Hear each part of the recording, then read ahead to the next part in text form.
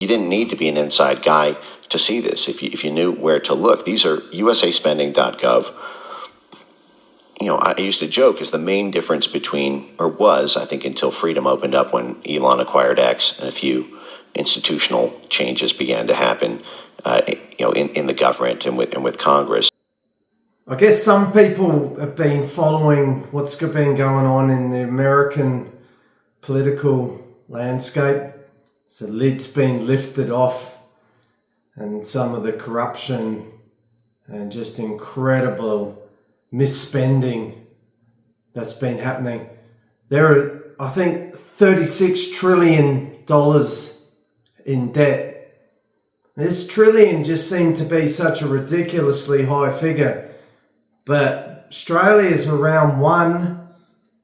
I think it's just under 1. That's a lot. 1,000 billion. What's the interest rate on that? I know what my home line is. I know it's all different with their sort of, but it's not good. And Australian governments managed to rack up that sort of debt in a pretty short space of time. But, I used to joke that usaspending.gov was the main difference during the height of this censorship, total control era, was the main difference between us and Russia and China, which was that we have this sort of autocratic control over information and institutions by the U.S. government. So do they. The difference is we can go to usaspending.gov and look up how they do it. So when I've been going to my X timeline and seeing everybody independently doing that exercise and finding the joy in that, the self-discovery process, and being able to share it with people, and everybody being able to understand and make sense of the receipts, because this framework for understanding it has been shared and popularized. Has Australia got something like that? That to me has been the goal all along, to be able to give people the language and the frameworks to understand what is so terrifying and necessary to reform, but that's right there, in front of your eyes if you only open your eyes to see it. It's got to be exciting, though, for you to be there on Operation Day when they are doing the open heart surgery. It is. Because we had sort of got the debt back in check after the global financial crisis, and it was put back close to, did we get to like 40 billion? I don't know. We got it close, and then it's ballooned out under the Morrison and now Albanese governments to this horrific figure. Mike Bence and Joe Rogan just done that podcast, and there's a lot of them just exposing what some of the governments were spending money on, left unchecked. Should governments be left unchecked? Well, it seems in America they shouldn't be. All these ridiculous examples of whatever billions spent on condoms in Iraq and trans ideologies and all sorts of crazy stuff, and warmongering. Now, I don't know if Australia gets involved in warmongering and getting involved. I don't know. But we've just had a mining boom where commodity prices were high, and Australia is just sending so much raw materials overseas that we're probably changing the way that the planet Earth as a sphere is spinning through space. You move that much weight of iron ore. We're sending all our good coal that could run cheaper electricity plants for Australians, sending all that natural gas overseas at bargain basement prices. Well, maybe if better decisions are made, Australia can rein in some of this debt. Maybe Australians can be under less pressure. So like in America, why they, such a big backlash against the Democrats is that they were spending all this money frivolously, just sending so much money overseas. It's this US aid that was a big, big problem. Just a cover up for money going to other purposes. Just stupid stuff.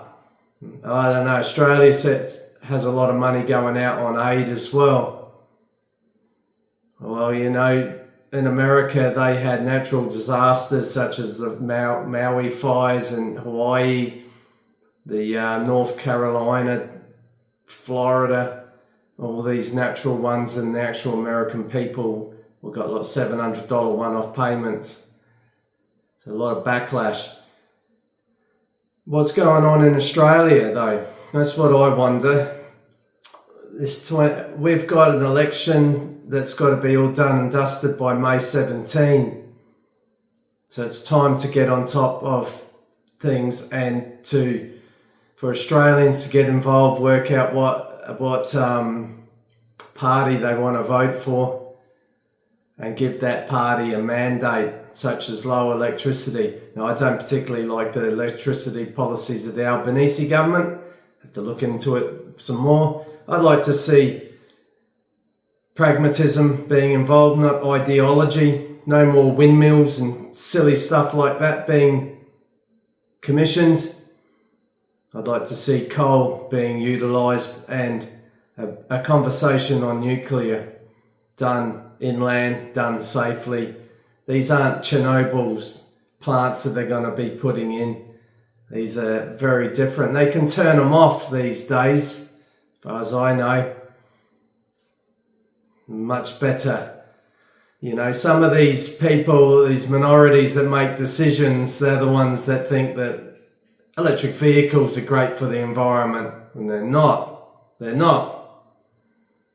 It's just silly woke decision making.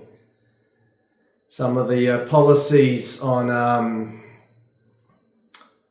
from politicians are influencing things like youth crime and stressing out even the people that they're trying to help, stressing out the good ones.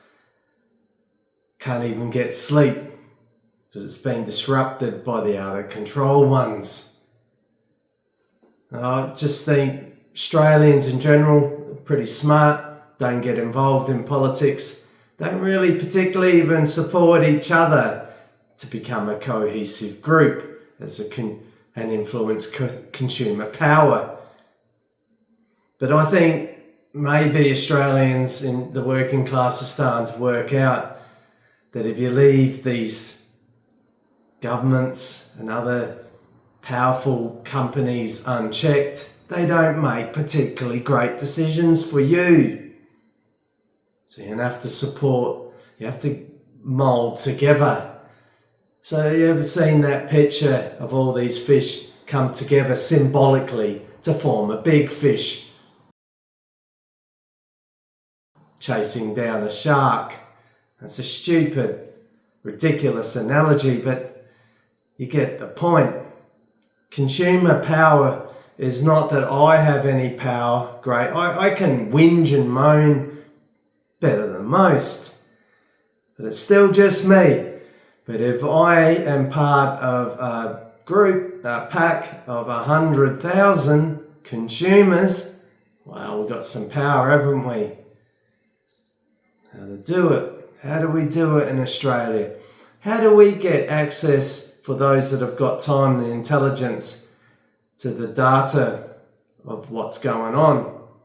How is this government getting us so far in debt? A lot of their decisions were expensive, actually cost the health of the working class. Didn't help it. Are there other decisions that are both expensive and harmful? Who is the best government? Should Australia, with only the two-party system, have a strong minor parties and independent system until we can get a better main government? I don't know. Be nice to get one strong government with a great mandate, a meritocracy.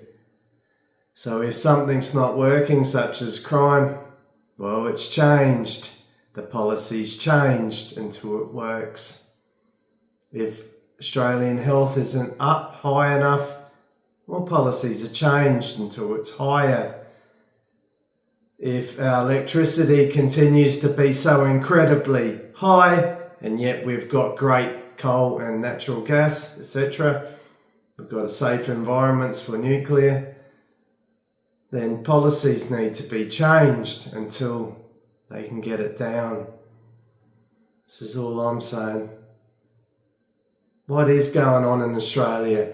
I mean, our decisions are being made for us.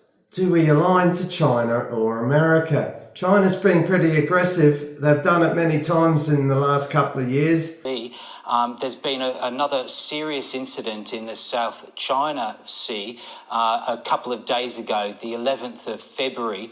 We're told that a P-8 Poseidon, a RAF... After that investigation called by the Morrison government, they turned real aggressive towards Australian farmers and stuff like that.